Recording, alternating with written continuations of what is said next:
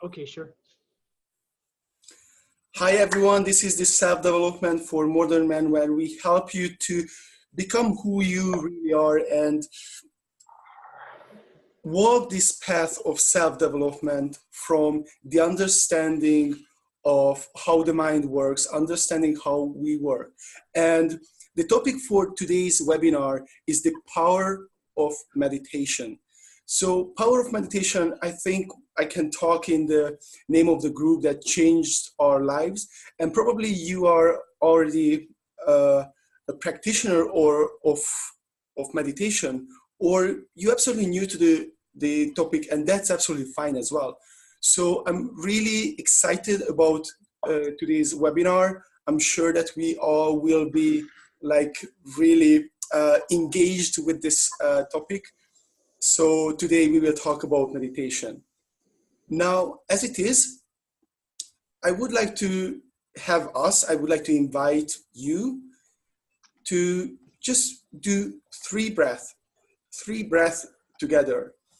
The reason for that is that it sets the tone for the rest of the webinar, the rest of the conversation. And it will also give you a glimpse of experience or taste of what is meditation. We will explore the whole topic. So I invite you now, okay? I'm gonna lead this part.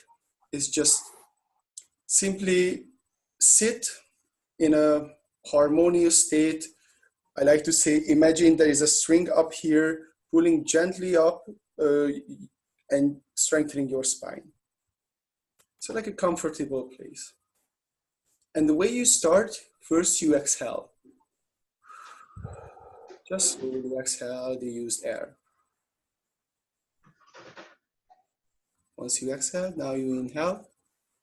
Fill up the stomach first, mid of the lung, top of the lung. Inhale a little bit more, keep, and slowly exhale through the mouth. Drag it out, just slowly, slowly. Exhale fully.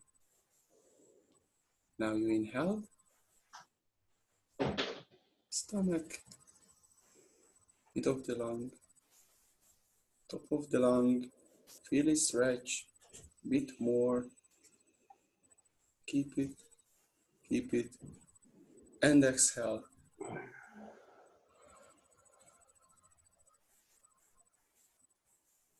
Drag it out, slow. And another one, inhale, stomach, middle of the lung, top of the lung. Make it stretch, make this breath quite big. Bit more, keep it. And when you exhale, exhale forcefully like a sigh. And now just a few breaths, just normally, just stay, just sit, just be present. Feel how the air touches your skin. Feel how your weight pushing against the ground. Feel your space in this room. Be present. And in your own pace, you can open your eyes, and welcome in the Power of the Meditation webinar. So, all right, guys, how was it for you? Good, thank you. A good start to the day. John, you are a little bit quiet, as I'm hearing. Maybe the audio just or something. Web camera. I need to put it a bit closer. So can we start then by discussing what meditation means to us? Because I think that was something that I got hung up on a bit at the start, or rather I was looking in the wrong direction as far as what meditation was. I thought it was very much something to get to, a place of meditation and a a journey that would take me to somewhere, and that meditation was a doing, was something that you did extra. And what I see now is that really meditation is actually our natural state, and that it's not somewhere to get to as much as somewhere to reconnect with, and that the process of meditation, there can be practice. You can have it as a practice, you know, and I used to, and it was very powerful for me. But also I see that meditation can be just a way of living life as well. That it's a constant practice. It's a way of being rather than perhaps a 10-minute thing that you have allocated in your day. And I think that's when it starts to become much more powerful and more life-changing, when it becomes where you come from or who you are, you know, this natural state that you can tap into. You know, and you said, you know, it changed. You mentioned that it can be, it's changed our lives. I think for me, it's simpler than that. When I learned to breathe properly, that really changed a lot of things for me. I feel like the minute I started to really breathe deep into my body and do that on a regular basis and have that kind of be the default setting of the way I breathe,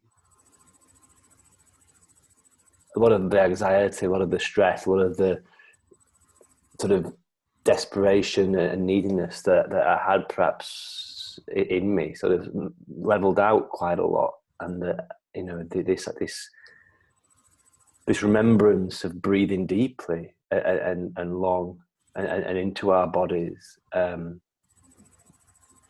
helps us connect with that meditative state that is always there for us.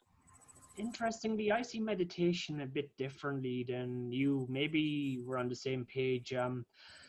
After a couple of years of meditation, I started seeing it more of as a place, like the breathing is just to sort of like slow down and calm down enough. And I actually see meditation more so as a place where I bring my awareness, I bring my consciousness to first and foremost before any breathing, because myself, I never really used any breathing techniques that were overly elaborate. It was mostly just kind of allowing, you know, it's just getting into the practice of allowing my breathing just to, maybe we're on the same page, allowing it to just slow down to the slowest natural rhythm it could possibly achieve. Is that what you mean, Matt? No, I don't know. That sounds overcomplicating it. I just mean that the more I breathe deeply into my body, rather than short breaths, which is what I was doing for many, many years, you know, really breathing into my stomach, that just had a massive effect on the way I was being in the world. I didn't necessarily mean like short breaths when I said just allowing it to sort of like, you know, go naturally on its own. It's kind of like, did I say that though? I just said that was for me. I think a lot of us tend to breathe from the chest up, and I think what I'm saying about breath is that when I learned to take longer breaths and have them more purposeful breaths, and that starting to become how I breathe on a day-to-day basis, I've noticed that my levels of stress and anxiety and neediness and speediness have leveled off in a good way, you know. And I must say, you know, when I didn't start meditating, I really noticed the effects. You know, when I started to do like a 15-20 minute meditation every morning, sitting down, you know, getting quiet, like I even, you know, experimented with transcendental meditation with a mantra. But what I noticed was when I didn't do that, those days when I didn't meditate, that really had an effect. I noticed that I was more antsy, more edgy. So I think for me, it definitely works. It definitely is powerful. But what I'm saying is that the more I become self-aware of the oneness of my existence, my experience, I don't necessarily need to go into a 20-minute meditation to find that place anymore. Yeah, I think that the key, I mean, we can talk about the breathing and such, but Mm. what I saw or heard as an important thing in that is that once you have the understanding how the mind works, how the human experience works, then you understand, and even when you progress into in the path of meditation, after a while you understand that meditation is not a 10-minute thing, right? It's good to, for some people, to me as well, it's good to sit down and respect that time. So give like a ritual time to when I'm really remembering to that. But it don't have to be, because there is a trap when people treat it as a 10-minute thing and they don't meditate, and they just snap back to the regular karmic living, basically. When we are impulsive and dragged by our thoughts and feelings. So meditation to me is really to, like, instead of being dragged by the clouds on the sky, seeing the clouds and not necessarily be dragged by it, not stopping the clouds, not doing anything with them, but instead of being dragged,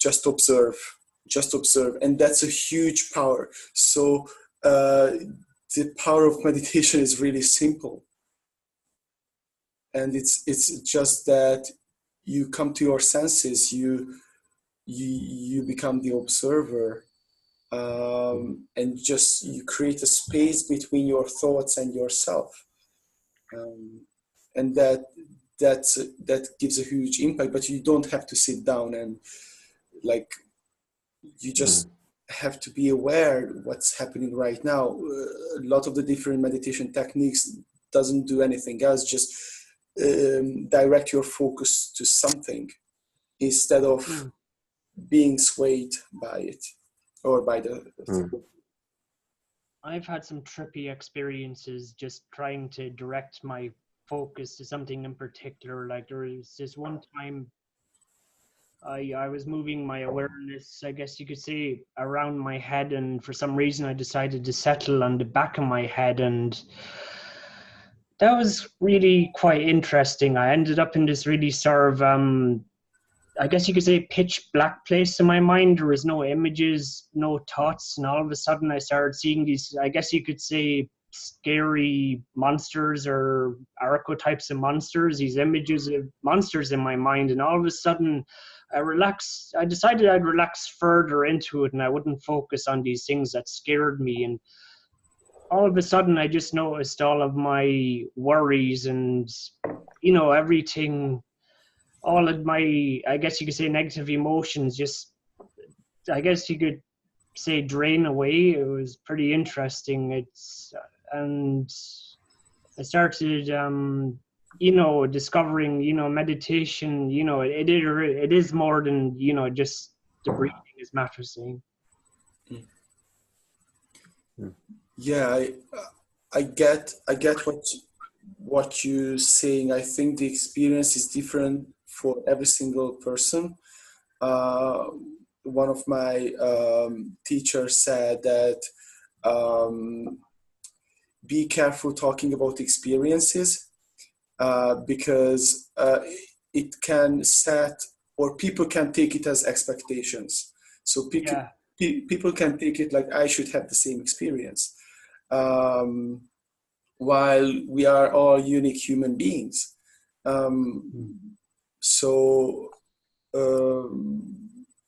But I can relate to that in terms of that. Often when we go into the meditation, we start to see the nature of our thoughts, which is sometimes good, sometimes bad, and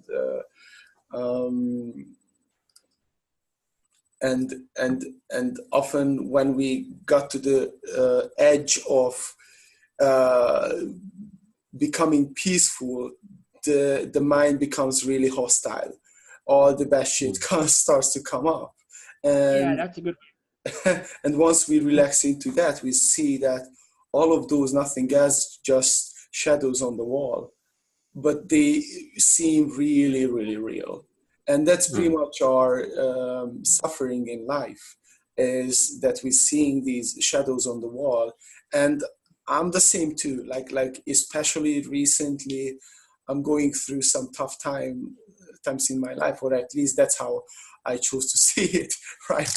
And and experience the brain fog and the lack of clarity, the suffering, the all the package. What I think people who look into meditation, look into spirituality or self development, basically motivated by to end human suffering, to become better. That's like a way to end human suffering. So meditation to me is really not end human suffering, but rather like kind of, I like the cloud metaphor. Cloud metaphor. It's like you don't stop these things. You don't stop being human. You just change perspective, and that makes a huge difference. Yeah. I think of meditation as a pleasant encounter with reality, as a simple way of putting it. Or allowing You yourself don't to even have have to be pleasant. Yeah, it's an acceptance. It's for me, what it feels like, from following on from what you were saying, Victor, which I completely agree with. You know, and let's not get. I just want to point out, when I mentioned about the breathing, I wasn't saying that that was necessarily the same as meditation.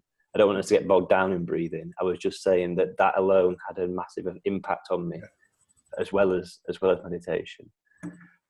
But what I see really is that it's an acceptance of what is.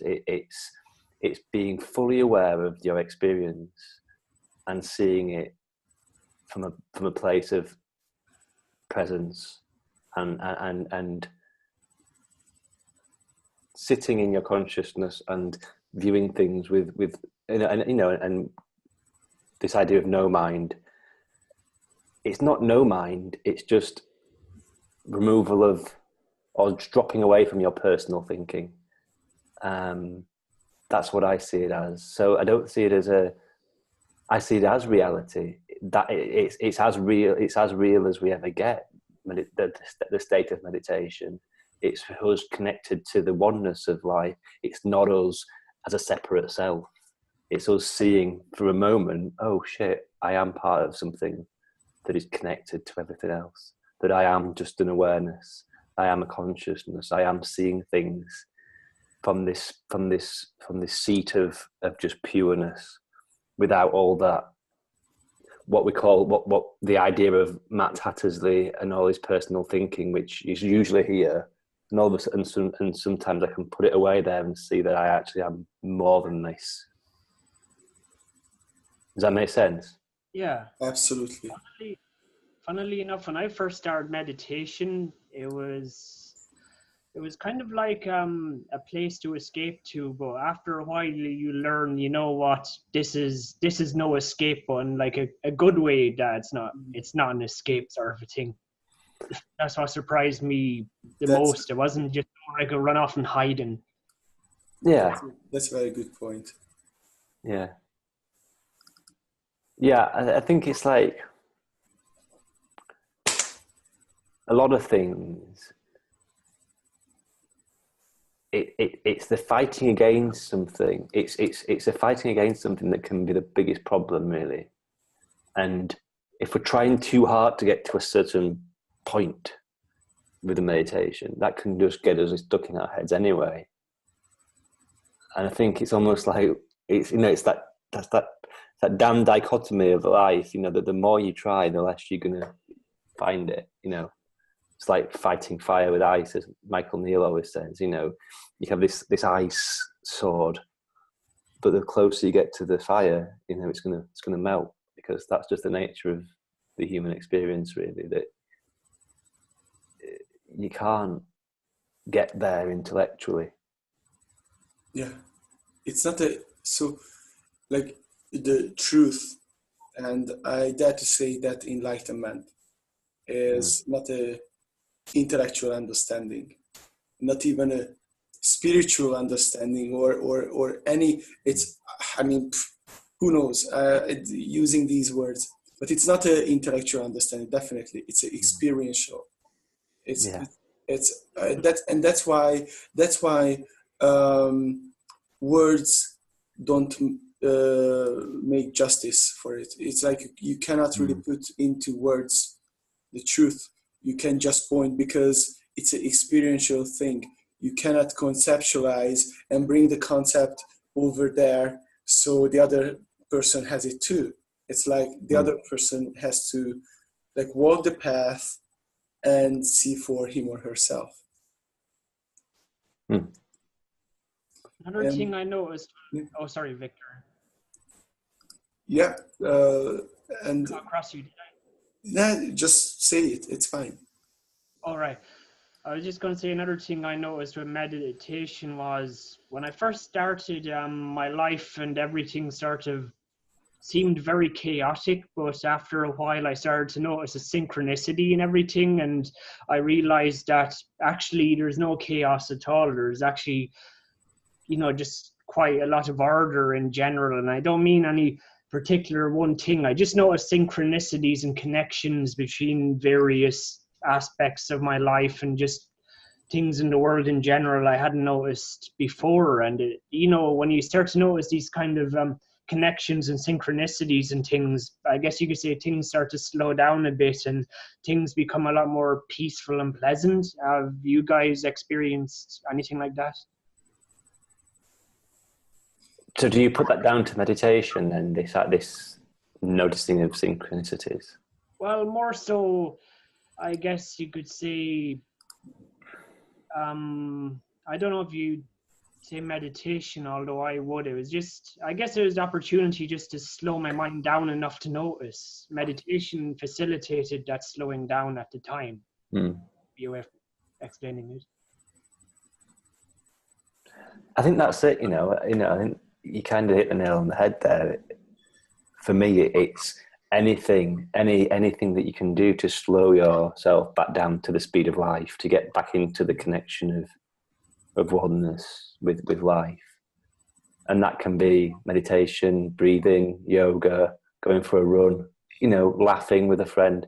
It's when we drop out of that cloud of judgment and mental, whirlwind of personal ideas about ourselves, and realize that's not us, that we exist on this different plane. That's, for me, is what all meditation does. It's that awareness of, oh yeah, those thoughts are going on, but they're not defining me. There is distance, like Victor said, there is distance between one and between I.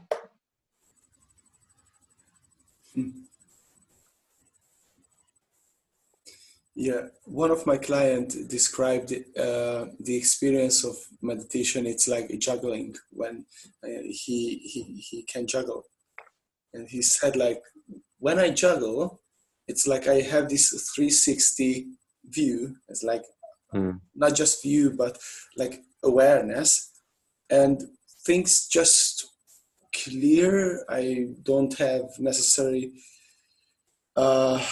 I'm not caught up in my thoughts, It's just, there is the doing and the awareness, the focus. So he kind of described it with his experience of juggling. Just so it really can be, anything can be meditation. Meditation is not a thing. It's a way of being. Yeah. Agreed. Yeah, I think that's sometimes as well, and I don't know whether this really links to that, but it just made me think of it. I'll actually, throughout the day, when I find myself caught up in my thinking and getting lost in that, I'll just open my peripheral vision. And that really helps me get straight back to center. It suddenly you back in the room, as it were. Do you know what I mean? Like it's almost like you're being hypnotized by your own thinking, and then the minute you sort of just look out and go, oh shit, yeah, I can see things in front of me again, rather than have all my awareness in my head. And I think that really helps, just to drop you out straight away back into the flow of life again, rather than the made up world of your thinking. Yeah.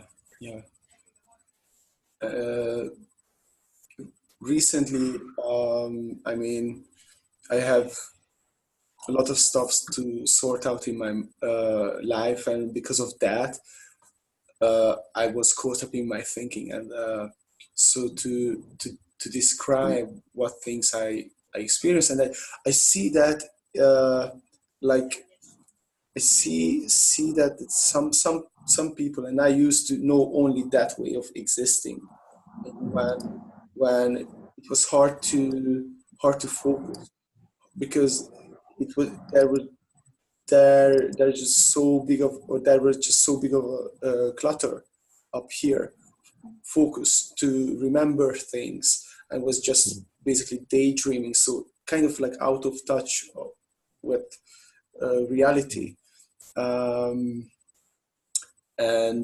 anxious about things, future, past. So it's kind of a good reminder.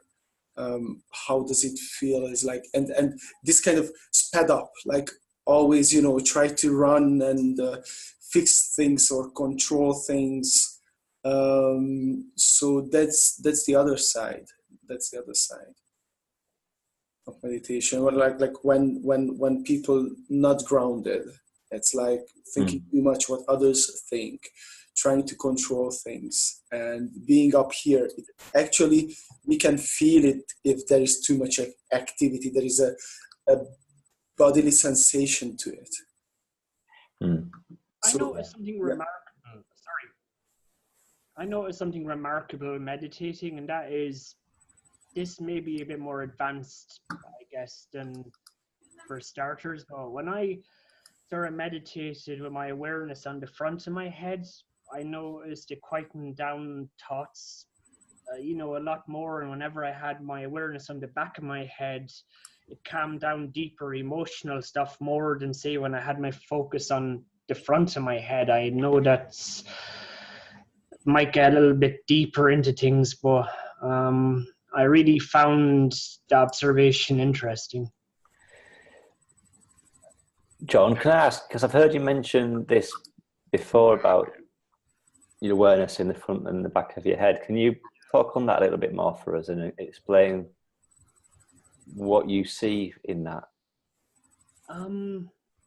I'll start, I guess, with the back of the head thing, because I mentioned it earlier. Like, for example, when I did that meditation on my awareness on the back of my head, not only did all these deep entrenched negative emotions and stuff like completely disappear, but I also ended up getting this cold sensation in my head for quite a while afterwards, and it's still sort of there if I put my awareness there. And I had a general increase in energy, which I found really interesting, as well as the emotional relief. And when I focused on the front of my head, I don't know how to describe it other than it just quietens down thoughts a lot more. And whenever I do sort of meditations based on the front of my head, I associate more so with seeing white light when I close my eyes and I have my focus. And then when the back of my head is just kind of like, when I sort of empty my focus, it's more so just pitch black. I don't know how to put it into the proper terms to not sound weird. I don't want to sound weird, or I just don't know how to properly explain it. It's very, a very sort of subjective experience, I guess. But okay. And do you feel it's helped you having this experience? Yeah, very much so. In what way? Well, with the back of the head thing, as I said, all these like really, really deeply entrenched emotions, it felt like they literally disappeared into that darkness. And then with the front of the head meditation, it was like when I was seeing that white light, it was kind of like my thoughts, metaphorically speaking, were dissolving into it. And just, you know, when I came out of meditation, I wasn't thinking quite as much. I wasn't so wrapped up in my thoughts. And it's kind of, I guess, the front of the head thing, you could almost say it's similar to slowing down, like completely hitting the brakes in a way that maybe just a normal meditation session may not do. But that's, I know, a whole other topic about one method of meditation versus another sort of a thing. And I don't know if we want to go there, or do we? Well, I'm interested in different types and what people get from them. So yeah, why not? Let's explore that a little bit. Hey, Hey. Lee Hall, John. Yeah. So anyway, you said you were curious about how one method of meditation compares to another, Matt. Mm-hmm. In some ways, I would almost argue that I don't really, I think that, let's say, one method is superior than the other, and I'm not going to make any such claims. However, I did notice these like subtle differences and the sometimes big differences on what happened when I had my awareness move to a different place than when than the previous time I'd meditated, and I started experimenting with moving my awareness around my body. Mm. And I also had this other experience. Victor also knows this meditation where you put your focus on your heart, and you close your eyes and you slow down your breathing and you put your focus on your heart. And it's kind of like, that's another place I noticed where if I had my focus on my heart, sometimes, I'd feel pain that I have more presently, like from that day, if I was upset about something, that the pain would just kind of wash away. And it stopped things from getting to the stage where there was like this big emotional build up to where I would have to move to a more advanced please humor me on this, another type of meditation to get rid of the more entrenched sort of bad stuff. But since, I guess you could say, I learned the 3 principles, that's changed somewhat. Now I'm kind of in this kind of little argument with myself, how much of this is my thinking and how much of this is actually pure mechanical with the body and where I allow my awareness to go. And I'm kind of, although I would want to argue that some of it is a little bit mechanical in just how things work. But I guess it was my awareness, I don't know if thoughts are the right word, but my awareness that brought me to these places. And it was interesting, the order that my awareness brought me to these places as well. It was almost like this I don't know, maybe perfect's the wrong word, but this. Where do you see the difference? Where do you see the divide between this, what you said, mechanical and awareness? I guess it somewhat comes back to what you were saying, Matt, about how after a while, you gain such a strong understanding of it. You don't need to really sit down and meditate for 10 minutes anymore, because your breathing starts to become that way naturally, and you have that increased understanding. Yet I would dare say I can't deny the benefits, like with the back of the head thing, that cold sensation that formed. And then, well, I'm interested as to what are the goals of meditation, because we haven't really looked at that. What are we trying to achieve with meditation? For myself, originally it was escapism, but it went from escapism to something more. So it's subjective, I guess. Victor, what was your original goal, for example, with meditation? Why did you start? Mm-hmm. Yeah, I think we all start with escapism in terms of that we want to escape from suffering. Um, I personally believe, and I may be wrong, but um, I think that that's almost everyone's initial motivation, or maybe the only motivation. I don't know, but so I think that there are techniques. I mean, that's my take on it. That there are techniques. But what? Yeah, it was a good question. Like, what is the main goal of meditation? And I think that's the core question, because uh, that itself can be a meditation. Like that, finding the answer, or asking that question can be a meditation. Like, what is the goal of meditation? Um, um, because if we do these kind of things, that seems to me more like stretching or exercising or things like this, which has a goal of becoming stronger, becoming more flexible, whatever. But what we talk about, I think, like to um, to be our true self. I don't like that expression. How can I say it more practical? To don't suffer from our thinking, basically.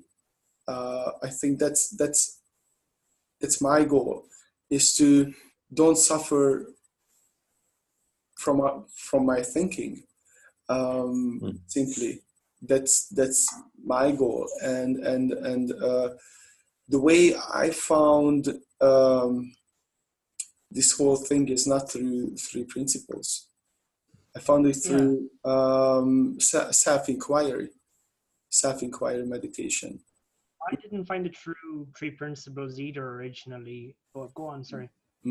Which is basically boils down everything to the simplest question, is that who am I? Who am I? And that itself is the meditation. There are ways of doing it, so there are techniques of going from A to B to C. But even if you just simply ask, "Who am I?" that can be the meditation itself. So you look at your thinking. Am I my thinking? You look at your feeling. Am I this feeling? And then it passes. Then I don't disappear. I'm still here. So am I that feeling, or am I that thinking? Oh, that disappeared. I cannot be that. So I actually found self-inquiry the most helpful to me. And my goal is just to don't suffer from my thinking. When I started, meditation was mostly no mind and just not thinking at all. It was just kind of like, oh, I'm having this painful experience. And I was just like, you know what? I'm not even going to think about or explore it. I'm just going to completely blank my mind and just focus on my breathing completely. However, I noticed as I went along, in turn, it did have the side effect of causing less problems. And the more I meditated, the further and further apart my problems became. And I started having less and less of them, sort of a thing. Matt, I'm curious. Kind of I'm curious what sorry. Yeah. Sorry, go on. I'm curious what Matt's thoughts are. I see him smiling. No, I'm just listening, to be honest. I think that what I was just thinking then was that it's a very personal experience, isn't it? So a bit like anything, we're trying to define something in our own personal language in the way we see it. But ultimately, I think we're all getting to the same place, aren't we? We're all trying to get to this place of peace, peace of mind, of presence. And I think that's what always gets in the way of that is trying too hard to get there. Yeah. And it's a real eye-opener for me. That's probably one of the most life-changing things that I ever learned, was that we don't have to try so hard. And I think for me, that's what the root of meditation is, and that's what people have been saying so long. It's about, we've got it there. We are what we are looking for. We are what we are looking for. That oneness, that awareness of who we are. That quietness of mind when we drop away from our thoughts and get present with the flow of life. And that can happen in a second. That can happen in one moment when we fall out of the illusion of the separate self and into this quiet awareness of life. And I guess for me, there's a tendency always to overcomplicate things. And I'm very conscious now as I go forward in my own growth and with clients that we highlight that complication, because I think when we start to really sort of shine a light on the fact that we are overcomplicating everything, that can really help us move forward and start to change direction.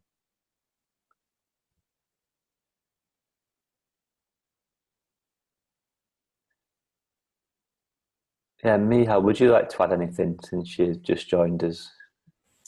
Good to have you here. Hello, are you able to hear me? Yeah. Okay. Sorry for being late. I was at work. No worries. Okay. So, first of all, I would like to talk about the word meditation. It's quite similar to the term. Hello? Yeah. Yeah, we hear you. So if you could talk louder. Okay. So, the word meditation is quite similar to the word medication. It's not surprising because both, just like medication, it is required to cure an illness. And it's obvious that only humans require meditation, not any other animal, because they are not ill. They are all enlightened. Only we are the ones who are not enlightened. And the term meditation and enlightenment often go together, because enlightenment simply means to know who you are. Animals know who they are. They don't create false identities, belief, perception. They just go through the flow of life. Only we are in this misery. So only we need meditation. Now speaking of what it actually means, according to me, so it's not an exercise, first of all. That the idea that if I breathe in a certain way for a certain while, my these problems will disappear. Or some people in the West believe it's a lifestyle thing, or you just do it like yoga. It's not such a thing. In my opinion, meditation is the courage to be alone. The biggest problem we face is loneliness, and not even depression, all those things. The biggest problem we face is loneliness. Loneliness is the fear of being alone.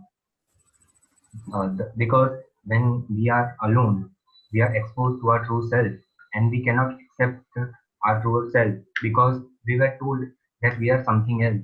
We were given an identity, but we are not limited to that identity. Just a second.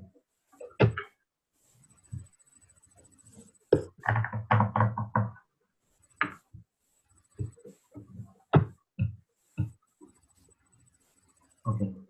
So yeah, so the goal of meditation is to become goalless, to be free from all the goals. the idea that if I do meditation or if I do certain breathing exercises, my life will suddenly improve or I'll become more lucky or more productive is foolish. It's very limited. It's a very limited perspective of meditation. It's basically to raise your awareness, not not as a not as a person, but as a piece of life. That, that's what I am.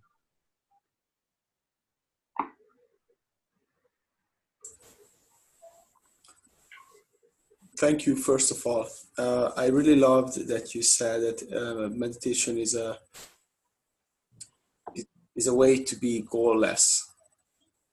And Yes. the ego doesn't like that statement. The Yes. ego wants to be faster, better, stronger, more calm, more spiritual, somewhere in the future, and want to attain enlightenment and attain the goal. But really, it's to me, it's falling into the big question of life. It's falling into means that accepting and being in the fact that that the question is what we need, is what is. You don't have to solve everything. You don't have to sort out, because who we are, the beauty, the answer is in the question, is in where we are, is here right now. And as Matt said as well, it's like you can get there in a millisecond. You don't have to meditate for years to be in your state, to see reality as it is. Yeah. Yes. The ability to ask the question, who am I, is a blessing and a curse, because only this ability is a consequence of intellect that we have as a gift that not all animals have. The ability to decide, to choose, to have a perspective, but it also comes with its own disadvantages. We are left in misery. That's why it is said ignorance is bliss. Animals are ignorant. They just flow through life. But with this ability of to question, we are also left with this misery of not having the answer. So this question, who am I, has been discussed in Eastern philosophy, and basically they have said that there is no answer to it. Once you keep removing all the answers that have been given to you about who you are, you are left at a place where there is no question, where there is no existence of this question, and that's who you are. And then you realize who you are. It cannot be said. The mere saying makes it a lie, makes it a limitation, a limited identity.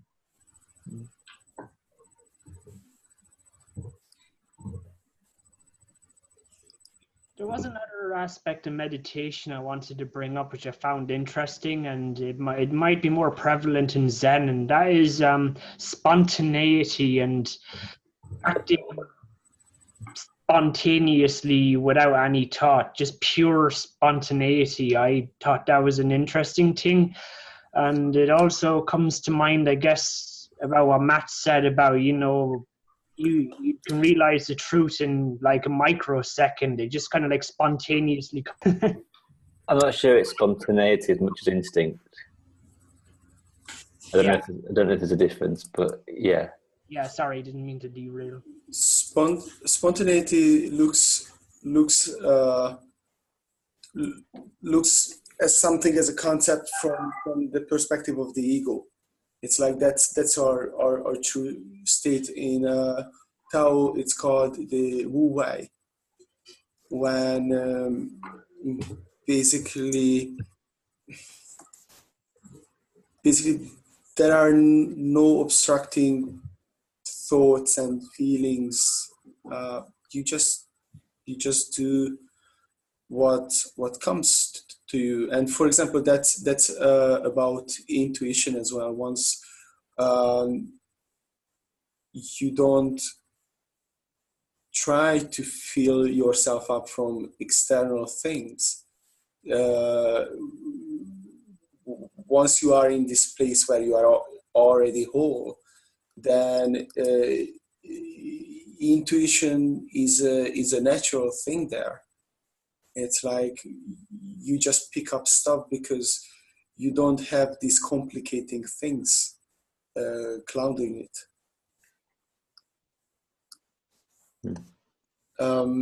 I had an interview and with David Alzi, and he said a really good thing is that I really liked it, is that the ego is the mind, the thinking mind is nothing else but a compilation of lacks, like different personalities compiled together, and all the personalities are in lack. So that's our thinking. Basically, it's useful. It's a useful tool, but also it's a compilation of lack.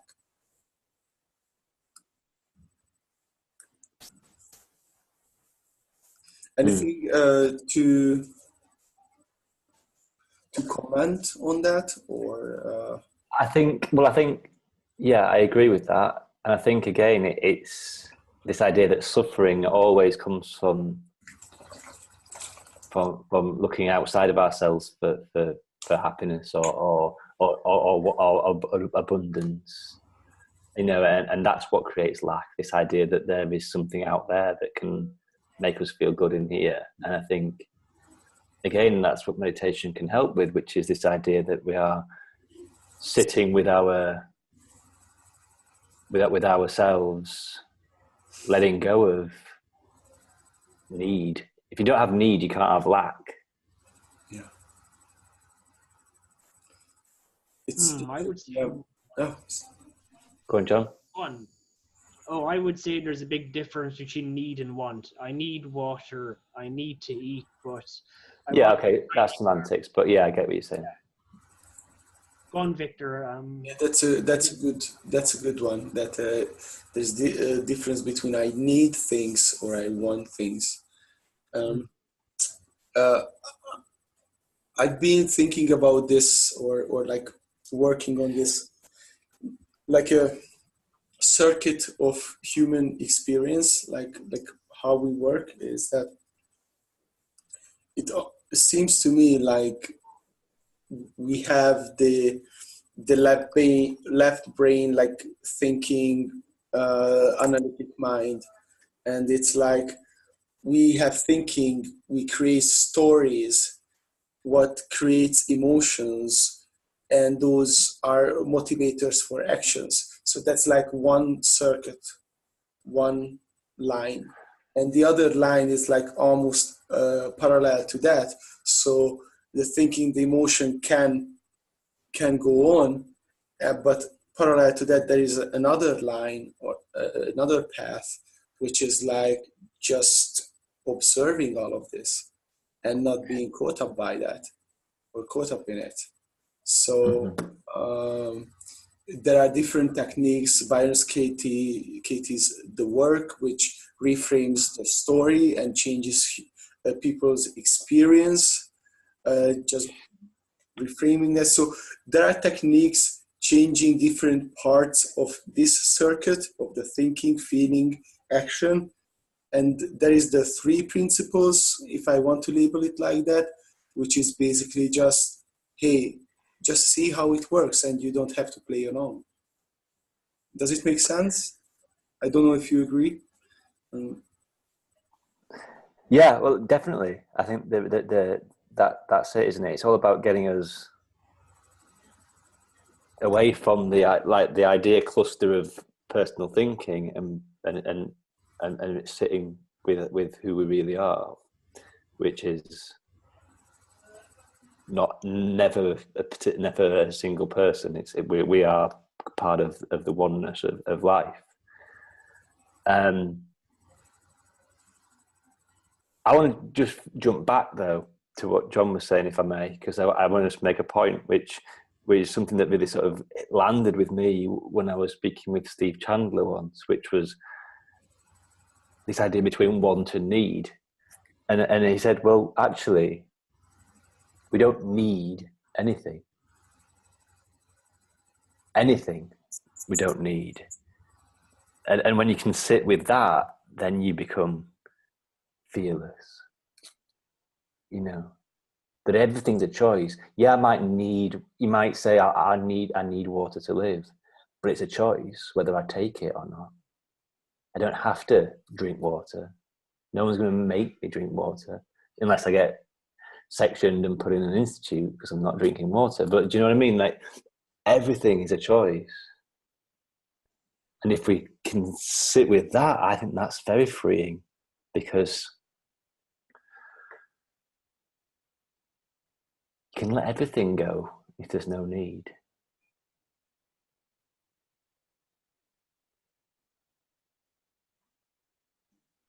I know it's something interesting, Matt, with meditation, and that is you don't have to sitting down in any lotus positions, sitting, you don't even have to be like laying down.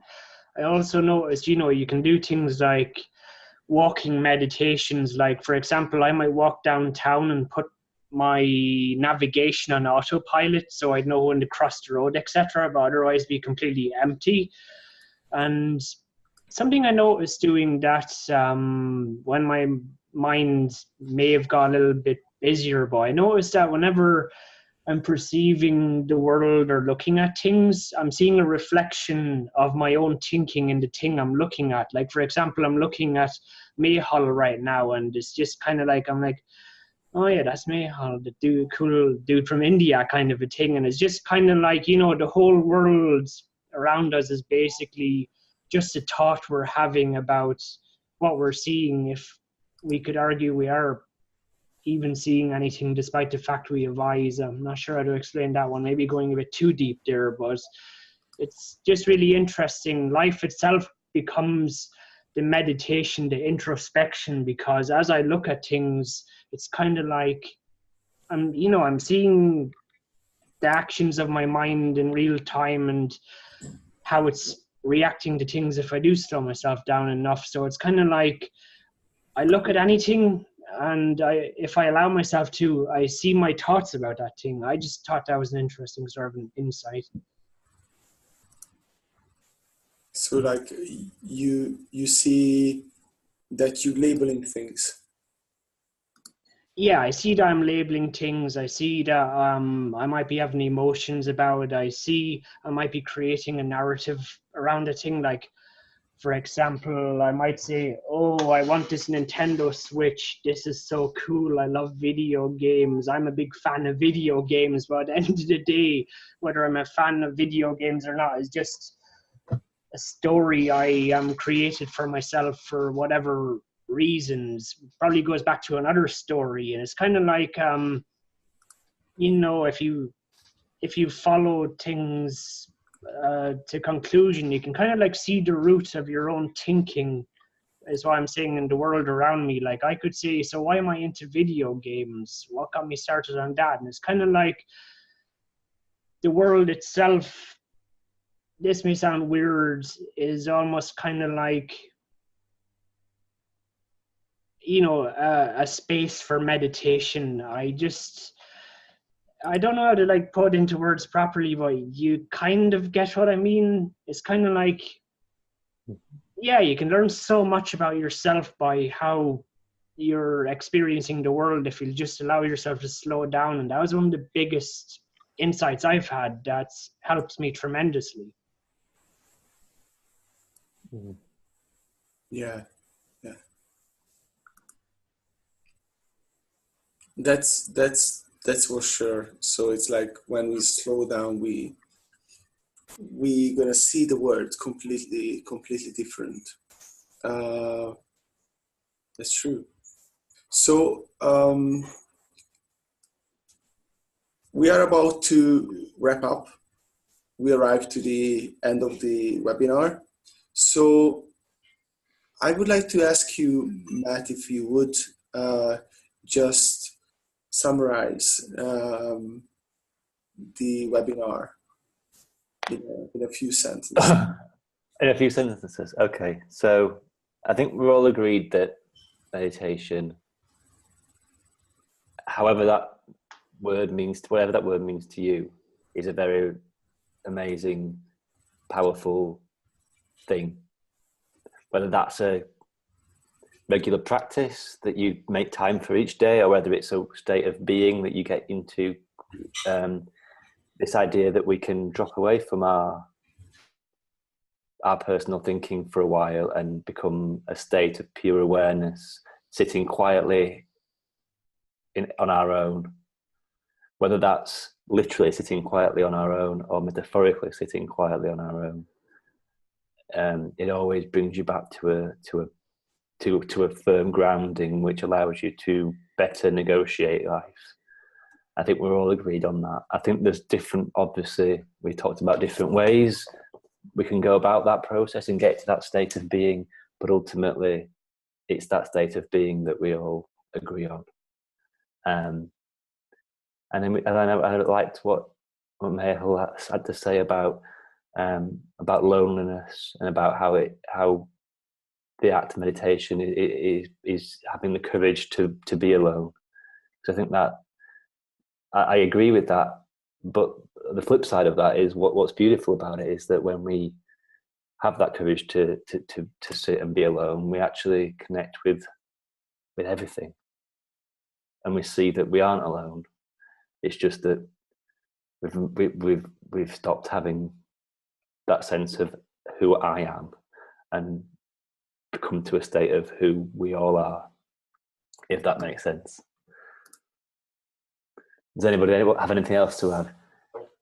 John, can you just maybe give us a little brief idea about your thing? Because I think you have much more of a practice than I do, for sure. Or at least you've seen things in meditation that perhaps I haven't yet. Thought he was going then. Sorry, Matt, could you be a little more specific, please? Can you just give us a bit of an idea of what you've discussed about about putting your awareness in your head and things like that, and the way that you use meditation, which is very different perhaps to what I do.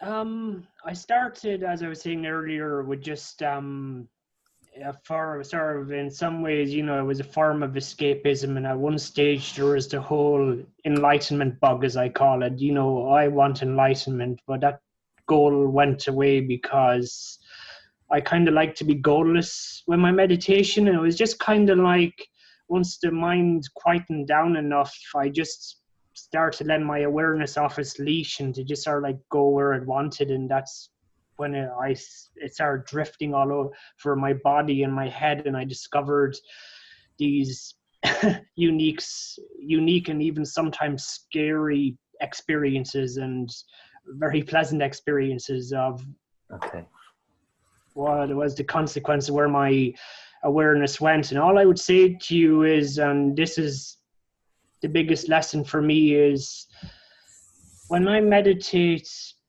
I'm goalless. Although I suppose I sit down with the goal to meditate, but when I do meditate, it's like I have no goal. I don't think of any real destination, Yeah, and I think that's it. I think that's the bottom line, isn't it? That it's not a tool for personal success, and I think that if people use it there is a trap because it's cool, or because entrepreneurs who they follow say that it's that they do it. I think that's again coming from it from perhaps the wrong perspective. There is a trap of spiritual materialism, but that's a whole other subject. But to put it briefly, it's kind of like you have this amazing experience and you decide you're going to create a course around it and package it up and make money on it. And every time you have one of these big experiences, it's like, oh, hey, there's a there's a book, I'm going to become a millionaire. And it's kind of like, what? Well, I think, yeah, to sum that up then, I suppose, what I hear there is you can use it as just it's a state of being that gets you present and drops you out of your personal day-to-day thinking, but it also can be experimented with and go deeper with and perhaps used as a more mind-expanding tool. Yeah. And my mentor was one of my mentors, who was a Buddhist priest, was saying to me, you know what, he actually asked me to buy an entire book on the whole spiritual materialism, because at one stage he thought I was going there, and he was very concerned. And he's kind of like, yeah, you're not really going to see enlightenment if you're going to basically take things and package them up and, go retail with it, Okay. Yeah. Well, I think that's a good point. Anybody else got anything to add before we leave it for today? I want to ask you the same question you asked Matt. What would be a few lines you would use to describe all of this? I would just say, I think the most helpful is to keep it simple and to be okay with not having a goal with meditation. And I would say if you start out and you have a goal with meditation, it's fine as well. So I think it's better to start like that. Okay, I'm going to have 5 minutes meditation a day, and that's my goal. But later on, keep in mind that meditation doesn't have an end goal somewhere. It's like listening music. You don't listen music to get to the end of the music. You listen music because you want to live the music, and that's the best analogy I heard. Yeah. Michal wanted to say something, and we're gonna close the webinar just after that. But I'm curious what Michal is about to say or ask. Okay, you are sure how to unmute? Okay. Okay, cool. It works now. Okay, I'll get this. So as Matt said about aloneness, the state you mentioned is called solitude. The situation doesn't change. When you are lonely, the situation was same. And when you are in solitude, the situation is still the same. Only your perception has changed. And once you arrive solitude, the medicine called meditation is no more needed. Second, Lao Tzu asked a very significant question related to this. Do you have the patience to wait till your mud settles and the water is clear? Can you remain unmoving till the right action arises by itself?